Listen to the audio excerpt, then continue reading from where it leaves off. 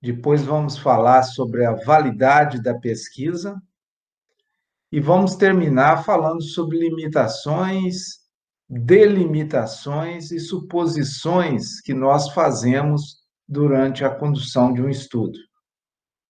Então, nós vamos começar falando sobre correlação. Qual que é o objetivo da correlação?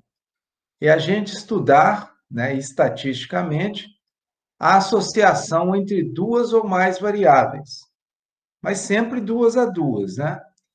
Sem necessariamente determinar causa e efeito. Então, o importante nesse estudo é a associação.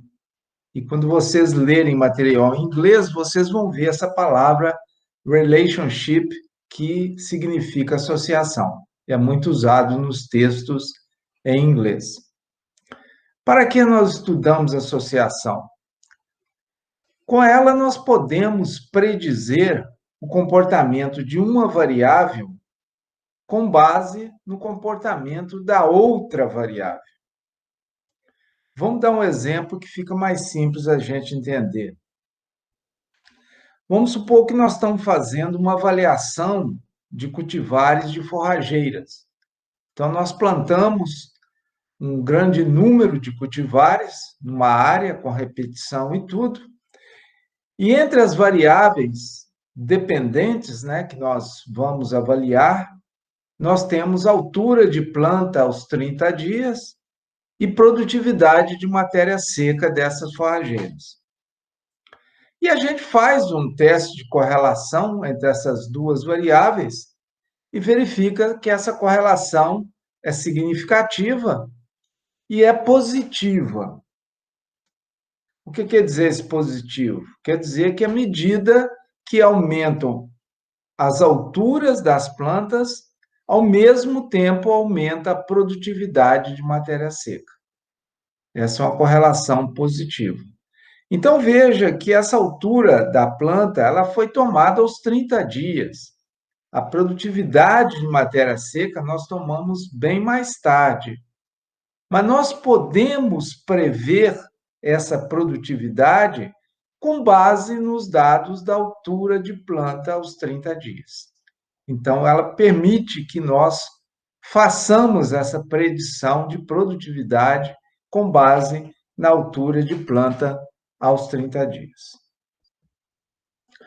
Outro exemplo aqui, bem clássico de um estudo de associação, é o PSA no sangue, que seria uma variável, e o câncer de próstata, que seria outra variável.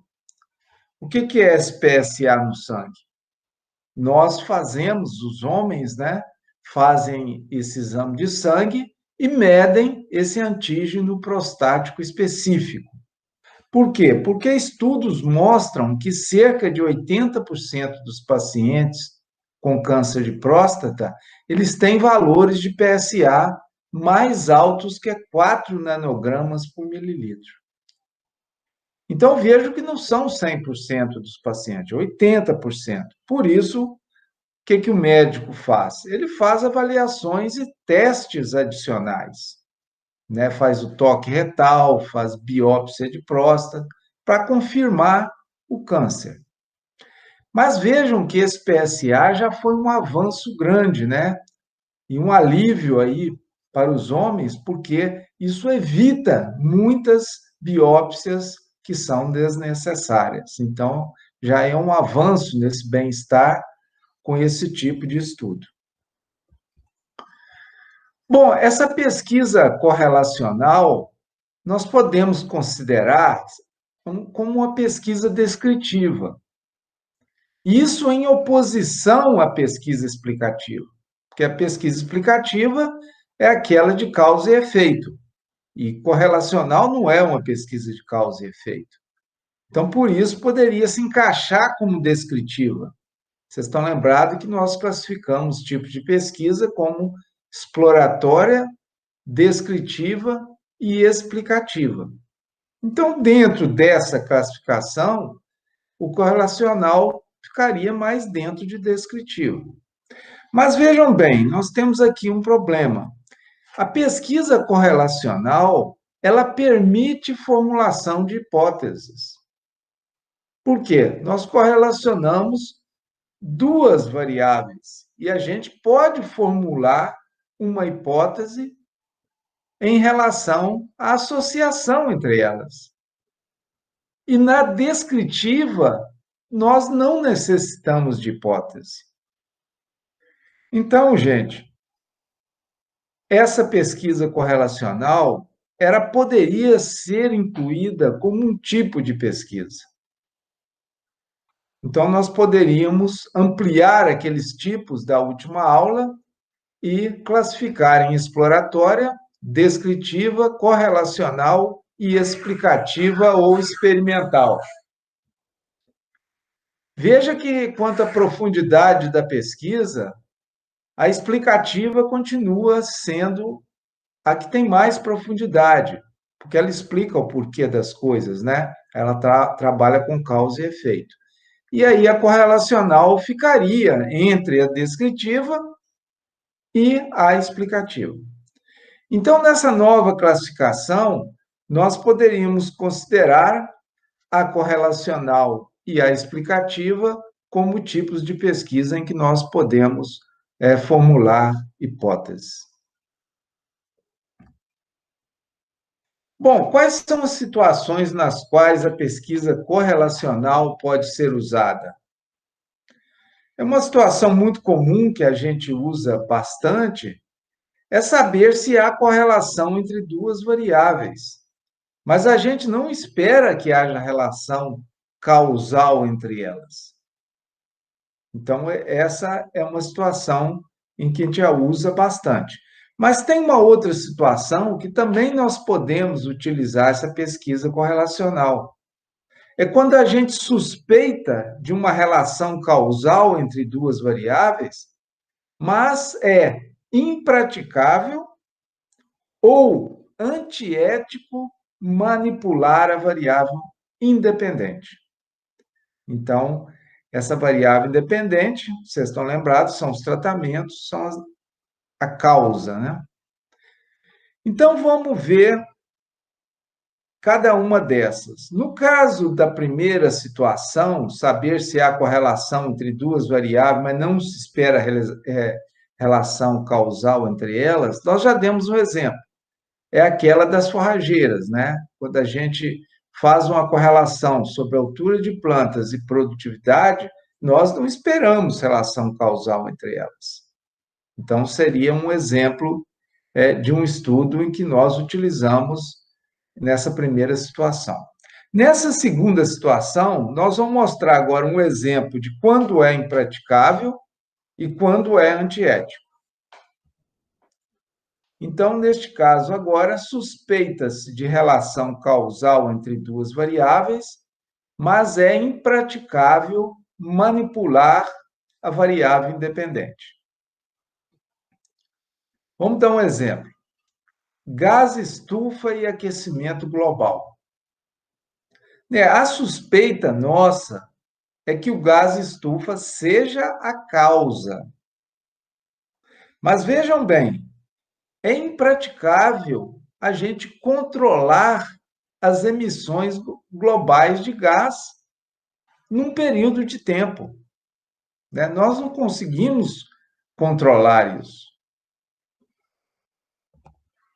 Então, o que nós fazemos? Cientistas fazem, né? Eles fazem análise já de dados relacionados a gás estufa e aquecimento global, que podem indicar uma forte correlação que suporte essa teoria, né, de que gás estufa causa aquecimento global. Então, veja que essas pesquisas correlacionais, na verdade, elas não provam causação, nós sabemos disso. Mas uma quantidade grande e cuidadosa de dados pode suportar uma hipótese causal. E, no fim, a gente acaba dizendo que o gás estufa causa aquecimento global.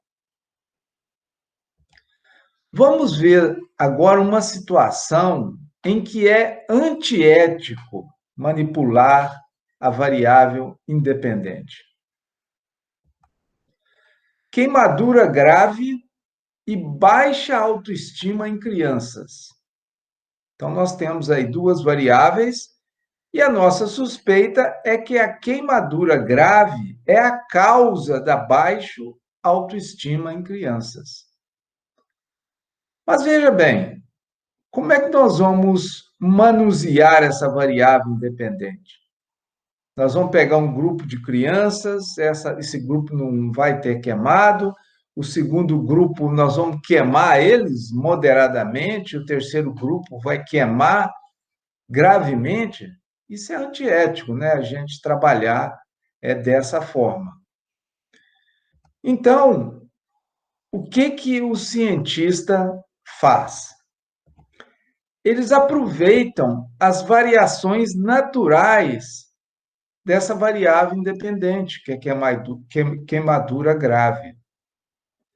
Então, vejam como são variações naturais, a causa já ocorreu. Quer dizer, as pessoas já aparecem com a queimadura grave. Então, o estudo, como é que ele é feito? Selecionamos crianças com e sem queimaduras graves e medimos o grau de autoestima dessas crianças. E, neste caso, nós vamos usar correlação. É o mesmo caso de fumo e câncer de pulmão. Nós também não podemos manusear o fumo, não podemos chegar para um grupo e falar: oh, vocês não vão fumar, vocês vão fumar 20 cigarros por dia, esse grupo aqui vai fumar 40 cigarros por dia. E vamos acompanhar isso durante 20, 30 anos. Né? É antiético e até quase impossível conduzir um trabalho como esse. Então, nós acabamos usando correlações nesse tipo de trabalho e, no fim, nós podemos até afirmar que o fumo causa câncer de pulmão. Desvantagens da pesquisa correlacional. Nós não podemos determinar a direção da causalidade. Quer dizer, nós não podemos dizer que X causou Y ou que Y causou X. Então, essa direção nós não podemos afirmar. A pesquisa correlacional, ela só desvenda associações, né? Só sabemos se estão associadas ou não.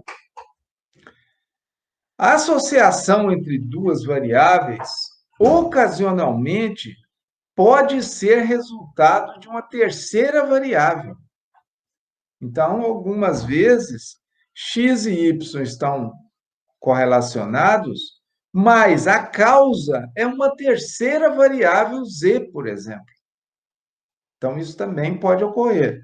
Vamos dar um exemplo aqui sobre isso.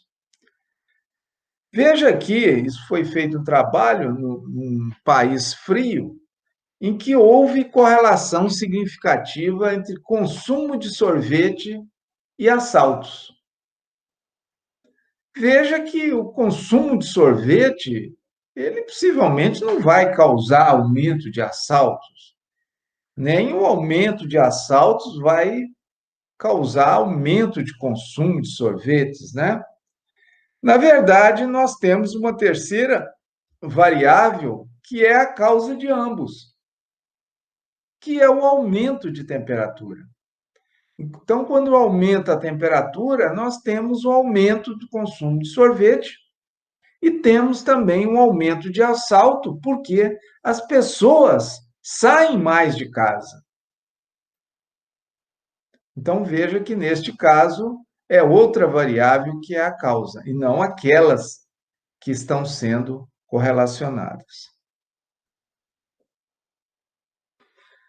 Esse coeficiente de correlação de Pearson, que é o R, nós utilizamos bastante, principalmente quando trabalhamos com dados paramétricos, é uma medida de grau de relação linear. Isso aqui é muito importante, essa palavra, porque esse coeficiente mede relação linear. Se não for linear, ele não consegue medir. Então, ele mede relação linear entre duas variáveis quantitativas com distribuição dos dados, normal ou aproximadamente normal. Então, é utilizado nessa estatística paramétrica. Quando nós temos alguma das nossas variáveis, onde elas são não paramétricas, por exemplo, uma das variáveis, elas são dados ordinais, que elas têm ordens. Então, seria não paramétrica. Nesse caso, nós temos, por exemplo, a correlação de Spearman, ela poderia ser usada aí. E temos outros tipos de correlação também que nós podemos utilizar. Então, a correlação, ela tem essa variação de valores de -1 a +1. Então, quando não há correlação, ela é zero. E em torno de zero, ela é muito baixa. A correlação, ela é positiva, e se ela for +1, ela é perfeita, né? E dificilmente num trabalho você vai conseguir uma correlação de 1, mas é uma correlação positiva. O que quer dizer uma correlação positiva? Quando uma variável aumenta, a outra também aumenta. Ou quando uma variável diminui, a outra também diminui. Então, são correlações positivas. Vou dar um exemplo. Altura de planta e produtividade. Na cultura que eu trabalho, que é feijão, a gente verifica muito essa correlação, né? Quanto maior a altura de planta, maior é a produtividade. Então, uma aumenta, a outra aumenta também.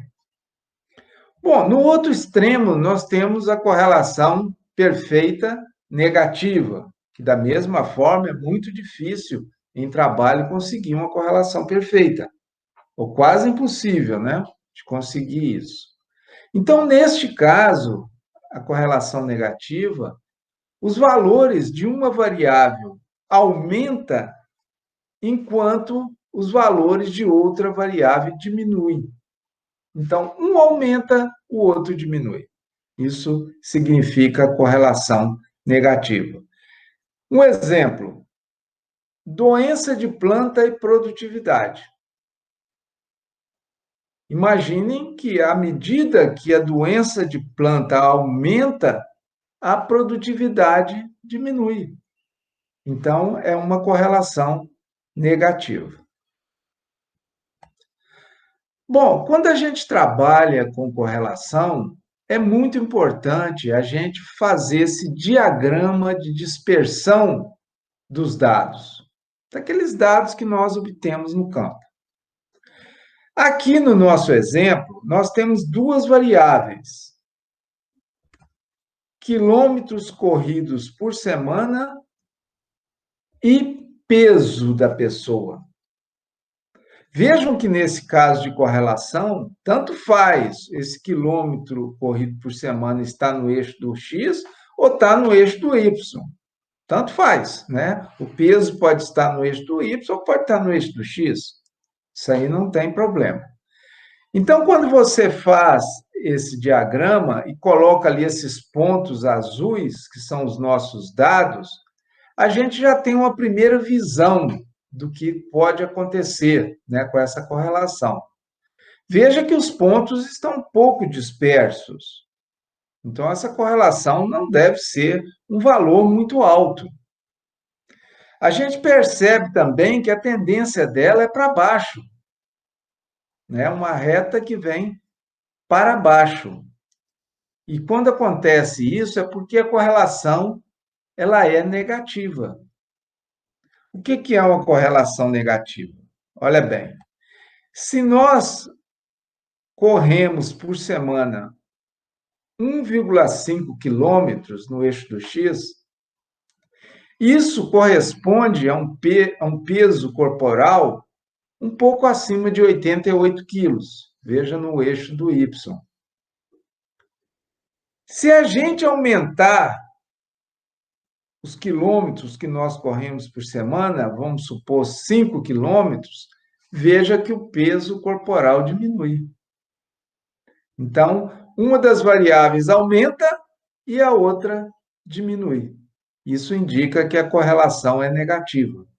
E a correlação é negativa, essa linha ela vai para baixo.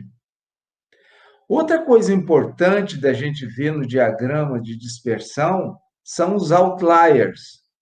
São aqueles pontos fora do padrão.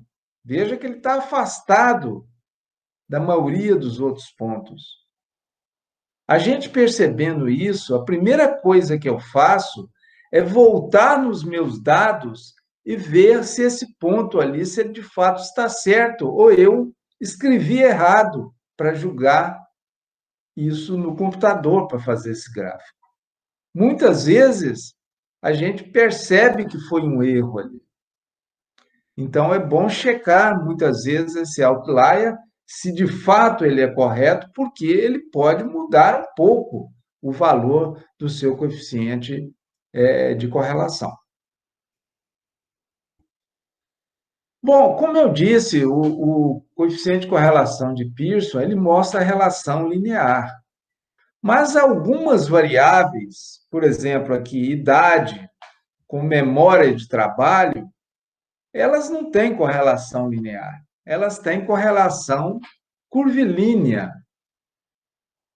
E o Pearson não pega isso, ele só pega linear. Então, num caso como esse, o Pearson pode mostrar que a correlação não é significativa, e, na verdade, a gente percebe, fazendo o diagrama, que sim, há uma correlação aqui.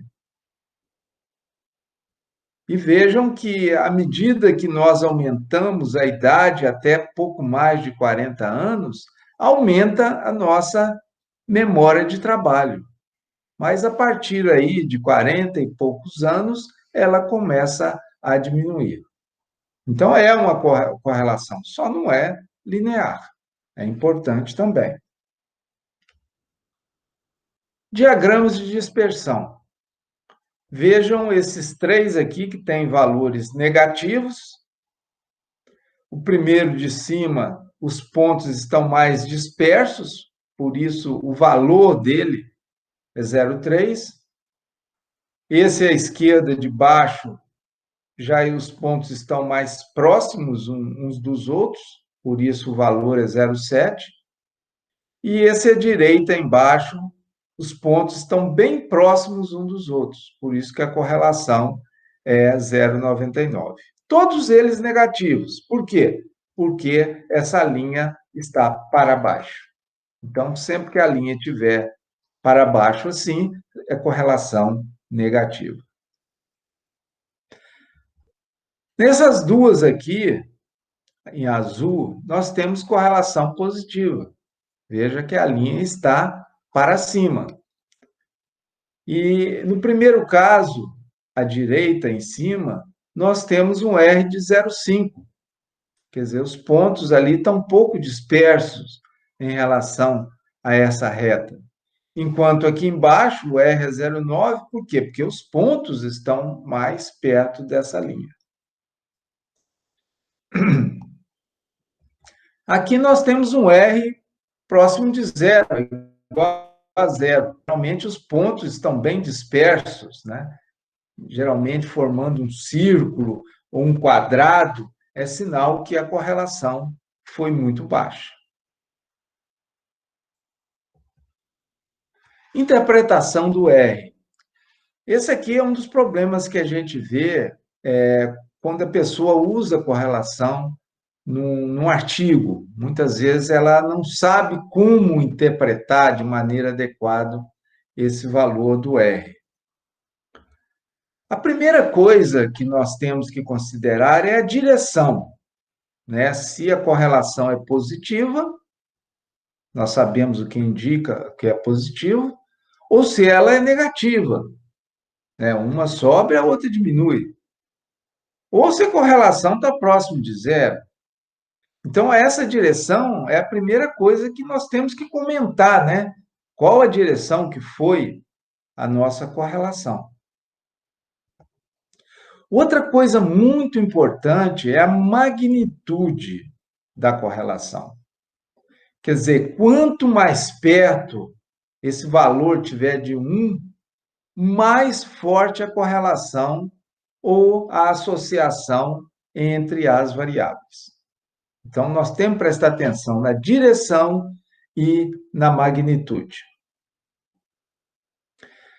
Bom, eu vou apresentar aqui uma classificação.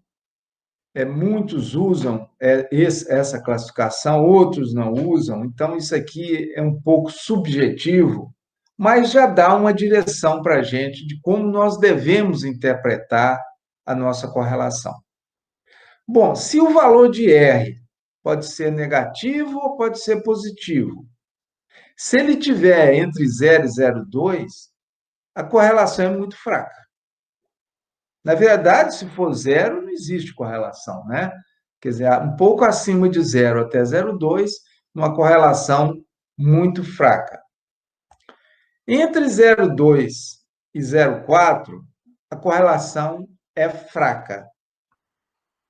Entre 0,4 e 0,6, a correlação é moderada. Entre 0,6 e 0,8, a correlação é forte. E entre 0,8 e 1, a correlação é muito forte. Como eu disse, isso pode variar dependendo da área onde a gente estuda. Pode variar um pouco essa interpretação. Agora, vejam bem, uma coisa muito importante aqui, que a gente só vai julgar se a correlação foi fraca, moderada, forte, se o valor de P para a correlação for abaixo de 5%. Apenas nessa condição que nós vamos fazer esta avaliação da correlação, da magnitude dessa correlação. Porque se o valor de P ficou acima de 5%, o que nós vamos escrever no nosso artigo? A correlação entre A e B não foi significativa. Você pode até apresentar o valor de P na frente, mas acabou. Não foi significativa, encerrou o assunto. Agora, se o valor de P for menor, aí você vai ter que interpretar. Nós podemos usar essa escala aqui para fazer essa interpretação. Eu vou mostrar um exemplo em que isso foi usado. Não interessa muito o que está escrito, mas ele está mostrando correlação primeiro entre duas variáveis, em que o R, que foi significativo, veja que antes dele está um P menor do que 0,01, ele falou que essa correlação foi alta. Então, veja que está dentro daquele esquema, daquela sugestão que nós demos no slide anterior. 0,63 é alto. Nas próximas duas correlações, vejo que também elas foram significativas, ele considerou essa correlação moderada. Também está dentro do que nós mostramos anteriormente. E outras duas correlações, em que o R foi de 0,38 e 0,37, veja que a probabilidade também ficou abaixo de 5%, ele considerou essa correlação baixa. Então, vejam o que pode estar passando na cabeça de vocês. Como é que pode acontecer da correlação ser muito baixa e ser significativa? Pode. Nós vamos mostrar um exemplo aqui para vocês. Veja nessa revista, Field Crops Research, uma revista muito renomada dentro da minha área. Olha o que o autor escreve. Correlação positiva e significativa entre comprimento de lesão e diâmetro do caule deu um R de 0,05. É um R quase próximo de zero. Mas veja o valor de P que está na frente. Foi muito altamente significativa essa correlação. Então veja como ele interpreta isso. Vou ler novamente. Correlação positiva e significativa entre a variável A e a variável B foi observada no experimento 1. No entanto, o valor do coeficiente dessa correlação foi tão baixo que a correlação entre essas variáveis foi de muito pouca importância. Então, gente, apesar de ter dado significativo, ele está considerando de muito pouca importância. Então, só porque é significativo não quer dizer que é importante. E a gente vai voltar a falar nisso, talvez na próxima aula. Mas por que que nesse trabalho aqui, um R tão baixo como esse deu significativo? Vejam bem aqui o tamanho da amostra que ele usou. Então, quando a amostra é muito grande, valores pequenos de R podem dar significativos. O contrário pode ocorrer. Por exemplo, se você usa uma amostra muito pequena, você pode ter um R de 0,8, por exemplo, que não vai dar significativo. Então, pode acontecer isso também. Bom, apresentação de resultados de correlação. Esse aqui é uma das formas bem comuns, né, de se apresentar a correlação. Essas formas de apresentação estão sendo cada dia melhoradas. Vocês vão encontrar diferentes maneiras de apresentar esses resultados de correlação. Neste caso aqui, as variáveis dependentes que ele está fazendo a correlação entre elas, elas são apresentadas na horizontal e também na vertical, as mesmas variáveis. E você percebe aqui, ó, quando você faz a correlação de uma variável com ela mesma, o resultado sempre é 1. Você pode ver aqui para baixo tudo, sempre é 1, porque os dados são os mesmos. Agora vejam bem aqui uma correlação interessante que ocorreu, e foi uma correlação positiva e muito forte, muito alta essa correlação, deu 0, praticamente 88. Então, ele mostrou que há uma correlação entre a altura de planta e a biomassa do caule da parte aérea.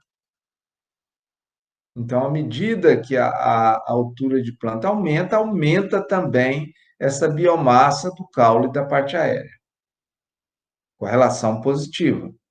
Aqui, ó, ele já apresenta uma correlação negativa. Também uma correlação alta, né? Praticamente quase 0,8 essa correlação. Mas ela é negativa. É correlação entre número de caule e número de raízes. Então, essa correlação aqui, ela está, nós podemos predizer que o número de caules, ele aumenta à medida que diminuem o número de raízes.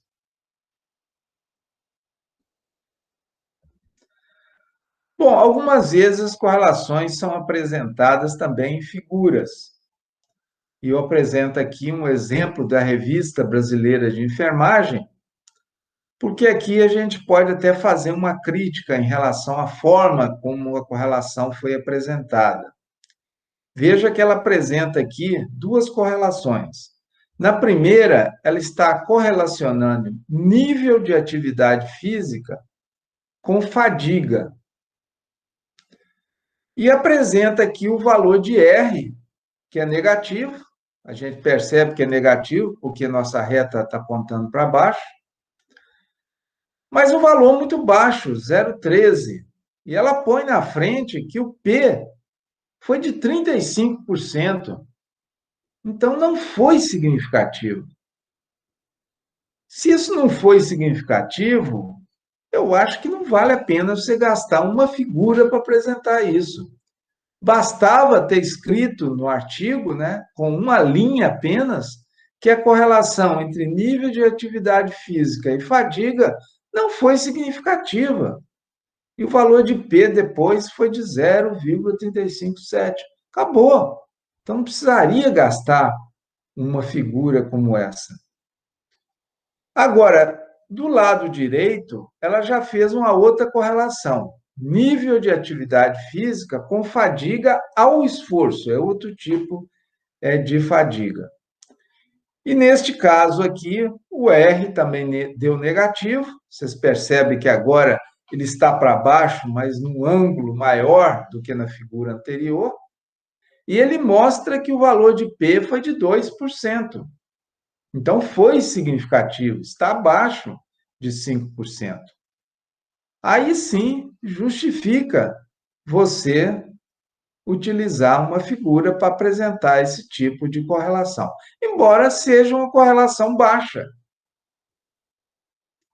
né? Você não pode predizer a fadiga ou o esforço de maneira bem tranquila usando o nível de atividade física, porque a correlação foi baixa. Então, veja o que é a correlação negativa, lembrando, se o nível de atividade física foi 1, nós temos aqui um valor de fadiga ao esforço entre 20 e 30, talvez aí uns 27. E à medida que nós aumentamos a nossa atividade física, nós temos uma redução da fadiga ao esforço. Para lembrar o que é uma correlação negativa. Ok, gente? Alguma dúvida ficou em relação à correlação? Alguém teria alguma pergunta?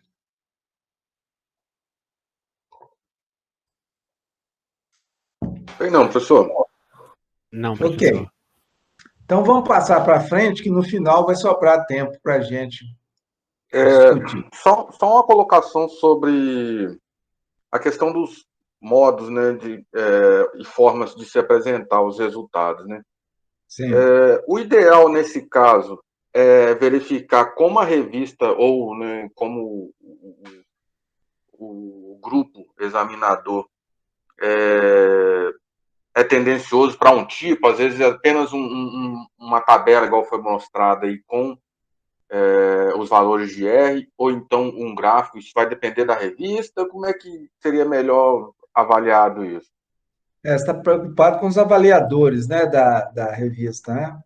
Porque eu tive um problema num trabalho e eu tive que fazer diversos formatos, né? Sim. Até chegar, vamos dizer, não, esse aqui tá bom. Não foi nem com os avaliadores, foi com o orientador, né?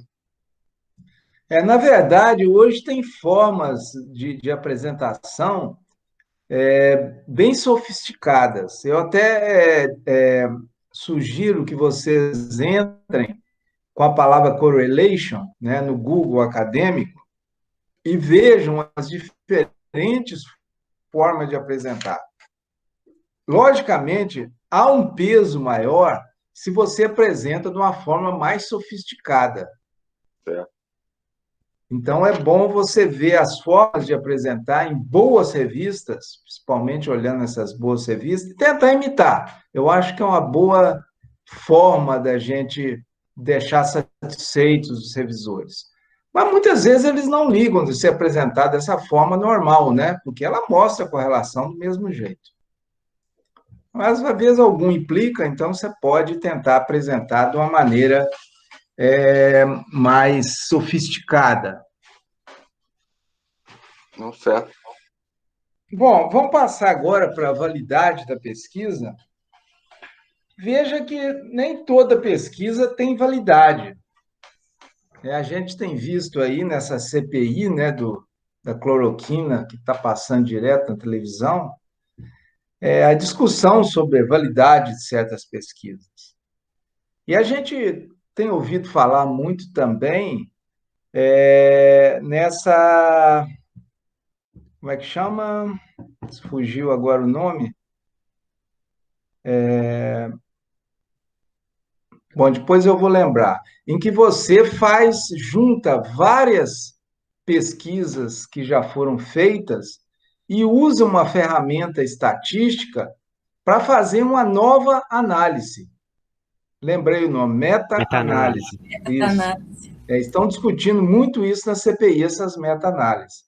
E essas meta-análises que usam essa ferramenta estatística, ela, primeiro, ela seleciona as boas pesquisas para entrarem nessa meta-análise. Então, é importante a gente entender essa validade que tem as pesquisas, como é que isso é julgado. Então, essa validade pode ser validade tanto interna, que está ligado aos nossos tratamentos, como validade externa. O que é isso? O que nós obtivemos no nosso trabalho que é válido para a vida real? Então, é uma validade externa. Nós vamos tentar mostrar isso para vocês. Bom, a validade interna, ela responde à pergunta: há outra razão que explique os resultados? O que é isso? Quando a gente faz um trabalho de causa e efeito, nossa causa é a variável independente e o efeito a variável dependente, a gente espera que apenas a nossa variável independente tenha tido efeito na nossa variável dependente. A gente espera isso. Mas muitas vezes ocorrem outros fatores que se misturam nessa variável independente para também afetar a nossa variável dependente. Então, neste caso, nós não podemos dizer que foi somente a causa que produziu o efeito, porque tem outra variável estranha que está se misturando com a nossa variável independente. E, neste caso, nós dizemos que há um viés na pesquisa. Vou dar um exemplo de viés, porque esse viés, gente, tem vários tipos de vieses em pesquisa. Vários. Eu vou dar um exemplo aqui para vocês terem uma noção do que pode ser um tipo de viés. Por exemplo, fungicida aplicado via água de irrigação é uma técnica que se chama quimigação. E a gente vai comparar essa técnica com fungicida aplicado por pulverizador, que é um método comum de se aplicar fungicida. Então, veja bem, eu fiz o meu doutorado nessa área, lá nos Estados Unidos, na Geórgia. Porque os agricultores aqui do Brasil, como a irrigação estava crescendo muito na época, eles estavam aplicando herbicida, inseticida, fungicida, nematicida, tudo via água. E a gente não tinha informação se isso funcionava ou não. E o local onde havia mais pesquisa sobre isso é lá nessa Universidade da Geórgia. Então, eu passei lá um ano estudando isso e acompanhei esse ensaio aqui. Esse ensaio, eles estão tentando controlar uma doença no amendoim. Veja que é um pivô pequeno, ele é circular, e nós estamos vendo ali, tampado com plástico branco, uma das parcelas, onde eles vão aplicar o fungicida pelo pulverizador. Porque a aplicação via água é onde vocês estão vendo aí a água cair. O fungicida está junto com essa água. Então, eles têm várias repetições em torno desse pivô para fazer essas medições. Então, nós comparamos isso com a aplicação via pulverizador. Se a gente não tomar cuidado nesse experimento, nós podemos ter um viés. E eu vou dar uma pista para vocês de qual é a razão desse viés que pode ocorrer nesse tipo de pesquisa. Quando você usa um pulverizador, você aplica 200 litros por hectare da solução, né? Solução de fungicida, herbicida, qualquer um que for. E no caso da água de irrigação, varia muito, dependendo da velocidade que você põe o pivô para girar. Mas vamos supor aí que você vai aplicar 30 mil litros de água por hectare para distribuir o fungicida via água de irrigação. Então, vejam bem, o interesse nosso da pesquisa é saber o método. Esse método, quimigação, ele é eficiente? Então, nós vamos medir a doença do amendoim, vamos medir a produtividade do amendoim para chegar a uma conclusão. Mas se nós não tomarmos um cuidado, nós temos aqui embutido um viés, que é a quantidade de água. Então, esse amendoim ali que recebeu mais água, tem um clima mais propício à doença, o amendoim pode produzir mais porque recebeu mais água. Então, veja que nós temos uma variável que está interferindo na nossa variável independente, que é método de aplicação. Então, nós podemos ter um viés na nossa pesquisa. Então, nós temos que ter cuidado e tentar minimizar esse viés. Uma das formas seria irrigar antes da quimigação. Então, uns 2 dias antes de fazer esse teste, eu irrigo muito bem essa área, de modo que a água não seja um fator limitante. A outra possibilidade é até a gente levantar esse plástico aqui, depois que aplicar via água, e simular uma irrigação com regador, por exemplo, aplicando a mesma quantidade de água que foi aplicada fora desse plástico. Seria também uma forma de minimizar esse viés. Mas isso aí é o que nós chamamos de viés, né? Outro fator que está interferindo. Bom, para você dizer que sua variável independente influenciou a variável dependente, primeiro, o que nós temos que fazer? De negar H0. Porque a hora que a gente rejeita H0, nós aceitamos H1. E H1 é a nossa hipótese. E essa é a primeira coisa. Nós temos que rejeitar H0. E a segunda, nós temos que descartar os vieses. E muitas vezes, isso em trabalhos, em boas revistas, as pessoas que dão parecer, elas muitas vezes são pessoas vividas dentro daquela área, elas sabem quando nós controlamos ou não determinados vieses. Bom, isso é validade interna, né? O que é validade externa? Na pesquisa, nós procuramos relações causais que sejam verdadeiras não só para a amostra, mas também para a população-alvo. Então, vejam, a pesquisa ela tem validade externa quando ela permite que a gente possa generalizar as conclusões do trabalho para a população-alvo que nós tínhamos desde o início do trabalho. Então, isso é validade externa. Eu vou dar um exemplo que eu comentei, não sei se na primeira ou na segunda aula, um trabalho que eu recebi para dar parecer, que a pessoa diz que usou o cultivar de feijão Pelé e generalizou o resultado para todo tipo de feijão. Né? Nós vimos que existe feijão do tipo 1, do tipo 2, do tipo 3, e ele não explicou se o Pelé é um desses tipos, porque se tivesse explicado, a gente saberia qual que era a população-alvo dele. Mas ele não explicou e acabou generalizando para todos os feijões, que 0,6 metros entre fileira é o melhor para feijão, e não é. É apenas para o feijão do tipo 3. Então, um trabalho como esse não tem validade externa. Então, veja, a validade interna é a verdade do seu estudo. Quer dizer, que sua variável independente é que provocou um efeito na variável dependente. Só ela.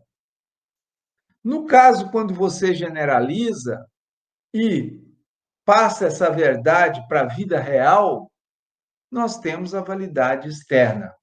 Quer dizer, válido para a sua população-alvo. Bom, repetição do estudo. Donald Campbell, que introduziu a ideia de validade interna e externa, ele enfatiza a importância de se repetir os experimentos. Não é em todas as situações e não é em todas as áreas do conhecimento que isso ocorre, não, né? Muitas vezes, até do tipo de pesquisa, algumas não se faz isso. Mas veja bem, se o estudo é repetido no tempo ou no espaço, com resultados similares, então há mais garantia de que os resultados têm validade externa, ou seja, eles podem ser generalizados. Eu não sei se vocês já se depararam com isso, mas algumas revistas, na norma delas, já vem escrito que aceita pelo menos 2 experimentos para cada ensaio. Você tem que repetir o experimento. É devido a essa validade externa. Então, vamos passar agora para o último ponto,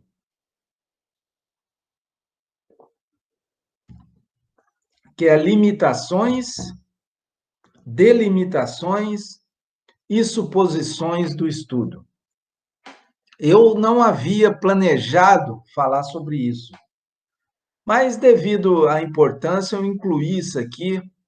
Eu acho que vocês, vendo isso agora, quando chegar na parte de discussão, como escrever uma discussão, isso aqui pode ajudar. Então, nós já vamos começar a pensar, principalmente em relação a limitações.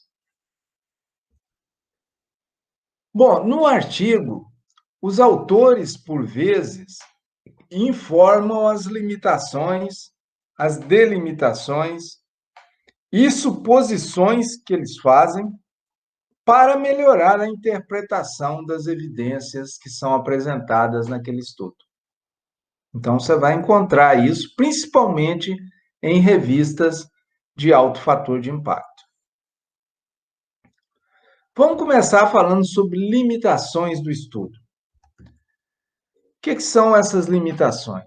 São potenciais fraquezas ou pontos fracos da sua pesquisa ou do seu estudo, que geralmente estão fora do controle do cientista. Mesmo que nós sejamos cuidadosos em planejar o nosso estudo, é inevitável que haja limitações, que nem sempre são identificadas na fase de projeto. Mas, quando nós coletamos dados e começamos a escrever o trabalho sobre esses dados, a gente começa a identificar essas limitações, principalmente que a gente lê mais trabalhos relacionados ao nosso. Então, a gente já começa a observar as limitações que nós temos no nosso trabalho. Essas limitações, elas podem influenciar as conclusões do trabalho. Por isso que é importante você comentar as limitações do seu trabalho. Muito importante. Porque se elas influenciam as conclusões, você tem que comentar, discutir essas limitações do seu estudo. Mas podem ficar tranquilo, todos os estudos que são publicados têm limitações. Todos, menos aqueles que estão na Nature, na Science, eles têm as suas limitações também. Agora, essa limitação não pode ser tão grande que inviabilize você publicar o trabalho. Aí não, né? São limitações que geralmente ocorrem em trabalhos e que você pode ao discutir essas limitações, você pode apresentar uma conclusão harmonizada com essa limitação. O que acontece muito e que me preocupa, quando nós escrevemos artigos para muitas revistas brasileiras, eu não vou generalizar, não são todas, mas raramente nessas revistas você vai ver os autores comentarem as limitações do artigo. Raramente. Então, a gente costuma a escrever um artigo sem tocar nesse ponto importante que são as limitações. E quando você escreve para uma revista boa e deixa de fora a limitação, aquele revisor, que é um revisor com alta capacidade, um cientista renomado, ele percebe as limitações do seu estudo. Então, ele pode, muitas vezes, recusar seu estudo porque está vendo que você não consegue visualizar que seu estudo tem limitações. Por isso, devem ser informadas no manuscrito essas limitações. Então, submete para a revista, mas comenta, veja quais são minhas principais limitações. Naquele trabalho, por exemplo, que eu falei da cultivar Pelé, eu comentei na época que uma das limitações, se ele tivesse escrito que o feijão é do tipo 3, é que ele usou uma única variedade do tipo 3. E a gente sabe que a arquitetura da planta dos tipo 3 varia de um para outro. Então, ele poderia apontar isso como uma limitação. Algumas limitações geralmente informadas nos artigos científicos. Amostras não representativas.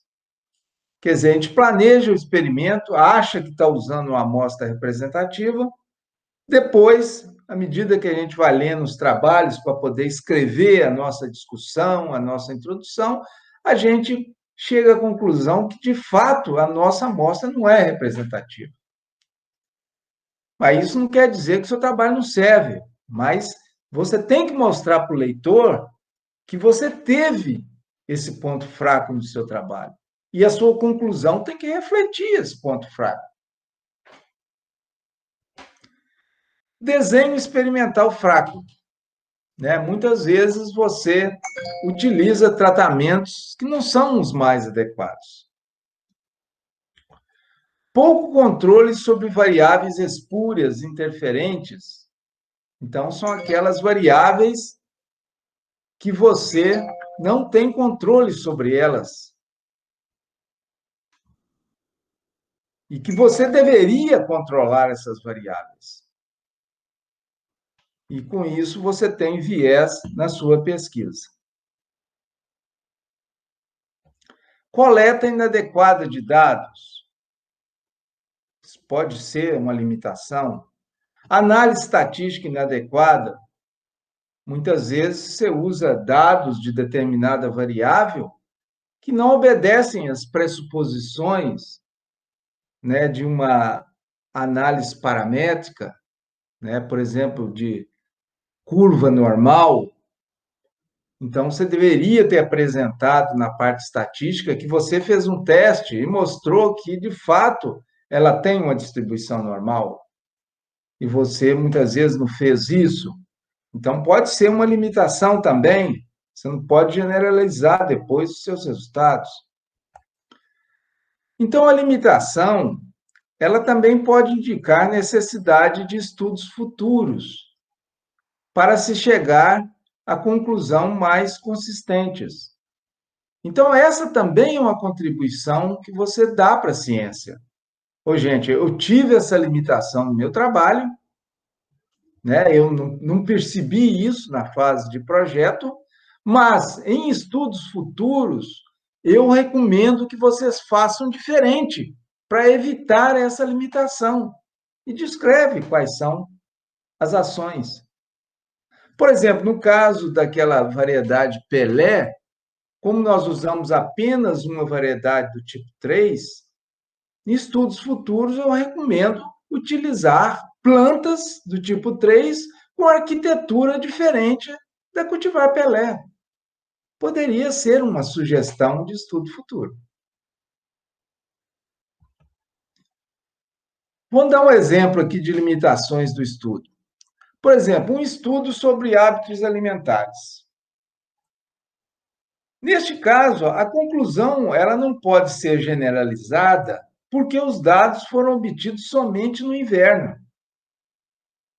Então, a pessoa fez um estudo de hábitos alimentares, coletou dados apenas no inverno, e, na verdade, devido a essa limitação de ser feito apenas no inverno, ela não pode generalizar. Por quê? Porque ela foi vendo que tem vários estudos que mostram que o consumo, os hábitos alimentares no verão são diferentes dos hábitos alimentares no inverno. Então, como é que ela pode generalizar para todas as estações do ano? Não pode, ela tem que limitar a conclusão para o inverno.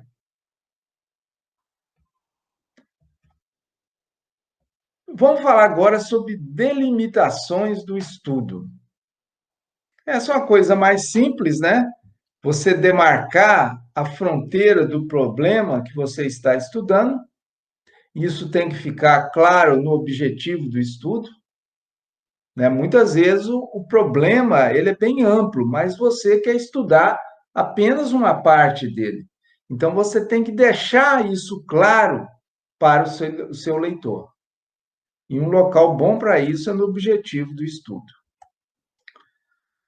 Isso implica que o problema pode ser mais amplo, logicamente, mas você optou por estudar certa parte do problema. Então, aí você está demarcando, né, delimitando o seu estudo. Eu não estou querendo ir além disso, nem menos do que isso. O limite do meu estudo é esse. Isso deve ficar claro para o leitor. Suposições, que em inglês é essa palavra assumptions, suposições do estudo. E eu coloco muitas vezes o termo em inglês, porque vocês vão receber um artigo para vocês lerem, que vai ser a nossa avaliação, e muitas vezes, sabendo esse termo em inglês, vocês já jogam no Google Acadêmico, né, esse termo, ou então no trabalho que eu mandar para vocês, e ver se ele usa esse termo assumptions. Então, aí vocês podem descrever sobre isso que vocês vão aprender aqui agora. Bom, suposições são ideias básicas do estudo consideradas verdadeiras. Então, todo estudo nós fazemos suposições que são consideradas verdadeiras. Autores citam as suposições sobre seus estudos para que os leitores façam uma interpretação crítica dos resultados. E isso é outra coisa que não aparece nos artigos da maioria das revistas brasileiras. Mas você vai achar isso nas boas revistas da sua área. Um exemplo bem geral de suposições. Por exemplo, se o estudo tem como base uma determinada teoria, as suposições da teoria tornam-se suposições do estudo. Então, veja bem, se aquela teoria estiver errada, seu estudo também vai estar errado. Se você faz uma pesquisa com base em questionário, qual que é a nossa suposição? É que as perguntas, as respostas às perguntas feitas nesse questionário sejam verdadeiras. Então, a gente já parte dessa suposição. Nós assumimos também que as amostras que nós utilizamos representam a população-alvo. É outra suposição que nós fazemos. Então, em todos os ensaios que nós conduzimos, gente, nós fazemos algum tipo de suposição. Sempre. Vou mostrar um tipo de ensaio bem simples. Por exemplo, você quer testar uma substância A para inibir o crescimento de bactéria. Então, você quer saber se essa substância inibe o crescimento de bactéria. Então, o que você vai fazer? Você vai pegar uma placa de Petri, vai utilizar essa substância A misturada com meio de crescimento de bactéria e vai colocar nessa placa de Petri. E para comparação, você vai fazer a placa de Petri com a substância B também, que é uma substância inerte. Então, ela não tem nenhuma influência na bactéria. E vai também misturar com esse meio de crescimento da bactéria. E vai comparar esses dois tratamentos. Então, é isso que a gente faz. A bactéria, então, é adicionada a todas as placas. E um dia depois, as placas são examinadas para avaliar o crescimento da bactéria. Então, esse é o experimento que nós estamos montando. Quais são as suposições que nós fazemos aqui? Vejam bem, mesmo em ensaios simples, nós confiamos em certas suposições. A primeira delas, nós vamos supor que a substância B, que é aquela inerte, ela não afeta o crescimento da bactéria. Nós estamos partindo do pressuposto que ela não afeta. Outra suposição é que nós assumimos que esse meio de crescimento da bactéria de fato funciona.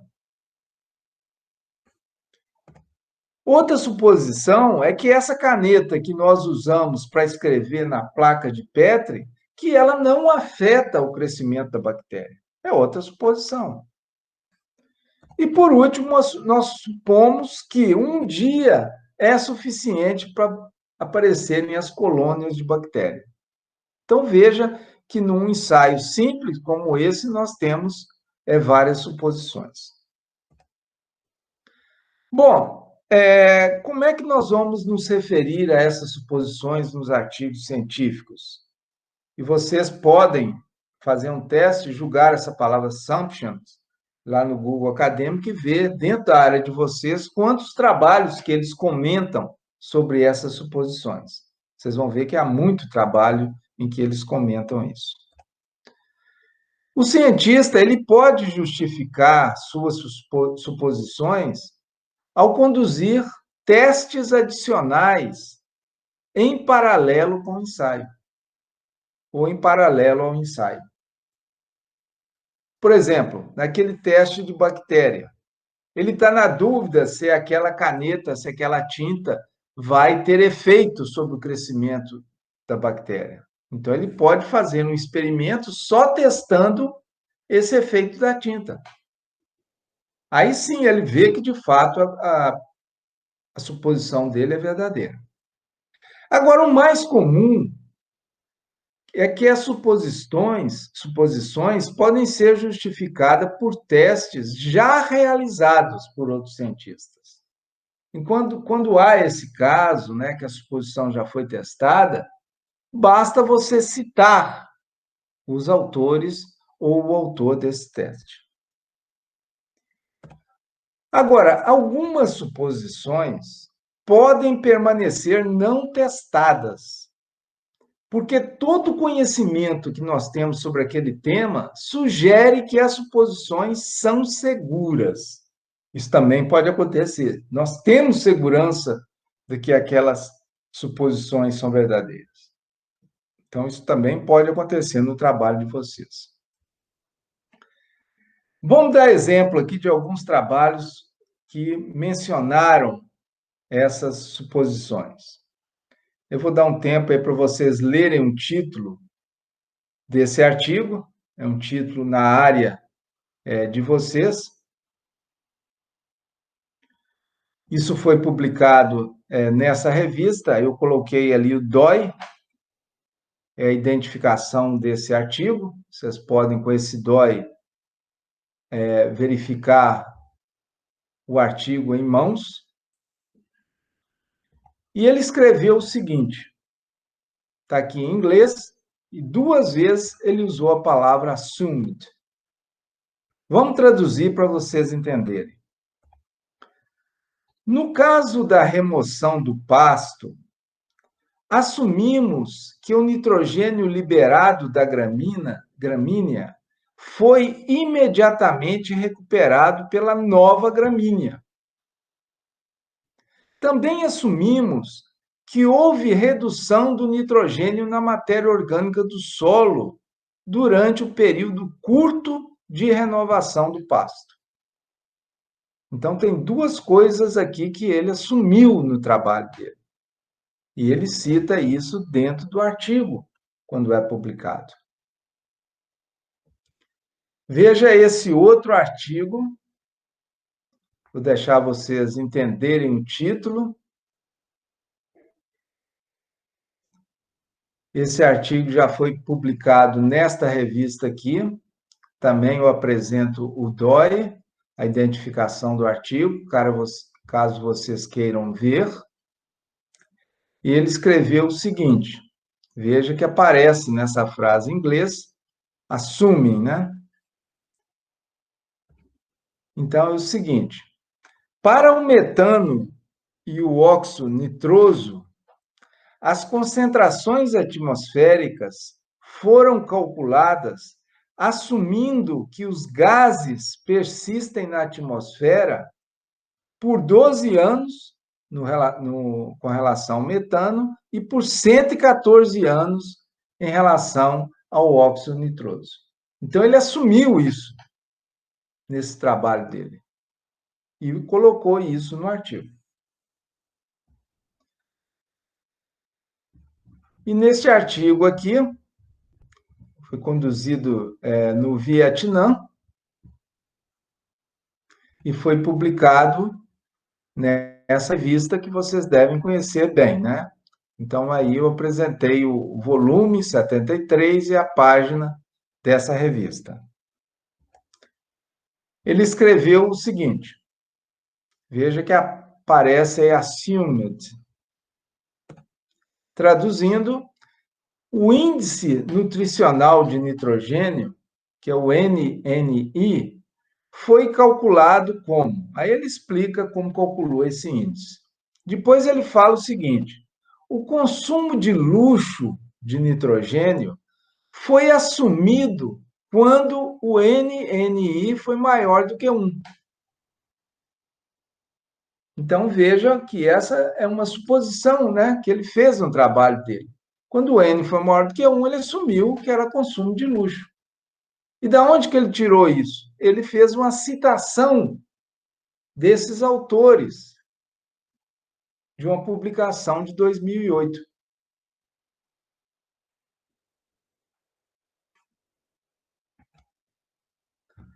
Ok, gente? Então, essa é